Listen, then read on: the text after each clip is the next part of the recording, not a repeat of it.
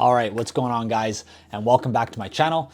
In today's video, I'm gonna go over 3 important things that you need to know to ensure your success with Amazon FBA in 2024. And these aren't gonna be things like, making sure you differentiate your product or make sure you have enough money saved up. Those are kind of generic things. They are very important things, and I have covered them in some of my previous videos. But today I'm gonna talk about 3 very technical things that I actually learned recently in my Amazon journey that I wanted to share with you guys. And if you guys have been following my channel, I started a new Amazon FBA about 6 months ago. And in the last 30 days, I just crossed over $70,000 with 2 Amazon brands. I'm gonna post screenshots here for you guys. So it's been a pretty crazy ride, but nonetheless, I wanted to go over these 3 things that really helped me essentially pick the right product. And these are 3 things that you can't really change. So you need to make sure that you verify these and check these before committing to launching a specific product. So without further ado, let's get right into it.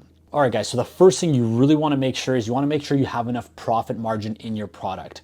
I've heard a lot of Amazon FBA gurus say like you wanna aim for 30% profit margin. That's after Amazon takes their fees and the cost of your product plus shipping your product to Amazon 30%. In my opinion, that's not enough, because that doesn't factor in how much money you're gonna actually spend on advertising. So for example, let's say your profit margin is 30% just to get your product to Amazon, but you're spending, you could easily be spending another 15-20% on PPC. So now your profit margins come down to 10%, which is shit all, to be honest. So I always try to aim for anywhere from 40 to 50% profit margin, and that gives me enough room to spend a good amount of money on ads without worrying too much about, my profit margin. A really important thing to do, guys, before you launch your product, try to get your profit margin as high as possible, and also try to take into account for advertising costs. Don't just look at, okay, well, this is the cost of the product, this is the cost of the shipping, and also make sure you're factoring in how much Amazon is taking as well.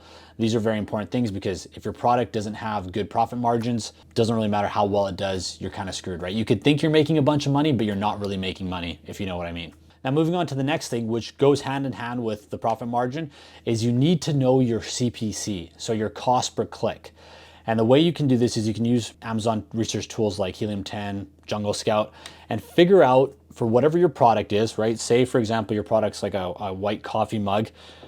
Figure out what the cost per click is. And the reason this is important is because when you're doing your advertising, if the cost per click is too high, then I just try to stay away from it, because it essentially means it's gonna cost me more money. It also means it's probably a lot more competitive, and it's gonna eat away at your profit margins. So for example, let's say my coffee mug here, my profit margin on each mug is $5. But if the cost per click to get a click on Amazon is $2.50, well, that's freaking way too expensive, because in 2 clicks, I'm gonna already spend the profit on all of my profit of this mug, right? So what I try to aim for is I try to aim for no more than cost per click of $1.50. That's kind of the highest I'll go. I mean, the lower the better. If it's under $1, that's freaking amazing.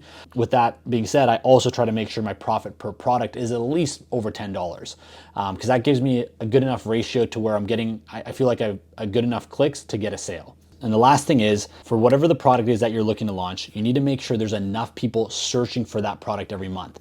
And this is called search volume. You can see it on any Amazon research tool. It's like the first thing that pops up. I like to see a minimum of 3,000 to 4,000, maybe 5,000, just depends on the product. But I want to see like at least a minimum of, I'd say 4,000 searches per month. And what that is that's essentially your buyer pool. That's the amount of people that are looking for this product every month.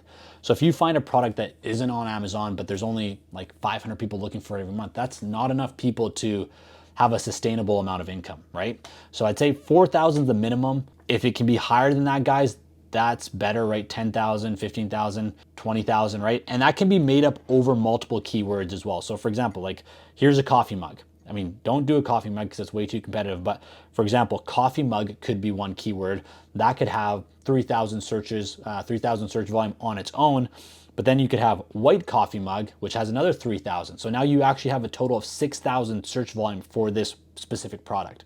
So it's not just has to be 4,000 for one keyword. It can be a multiple of keywords adding up to over 5,000 or over 10,000, whatever it is. The more, the better. All right, guys, so when you're launching a product in 2024, make sure that you have a high profit margin.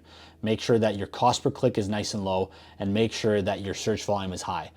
Try to do each of those things, guys, because once again, they're very important things and you can't really change them, right? So if you launch a product and then you find out afterwards, oh shit, there's not enough search volume for it, well, you're kind of screwed. Or if you find out, hey, the cost per click is way too high and I'm not making any money competing with all these other buyers, well, you're screwed.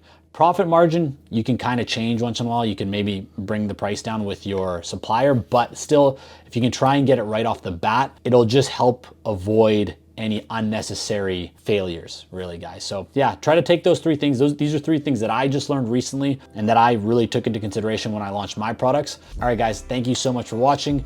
Please make sure to hit that like and subscribe button if you guys got some value for this, or if you just want to follow my Amazon FBA journey. I'm going to be trying to document everything that I'm learning, everything that I'm implementing in my business to hopefully help you guys out. And it's also getting very close to Christmas time. So just wanted to wish you guys all a very Merry Christmas. Hope you guys have a great time with your families.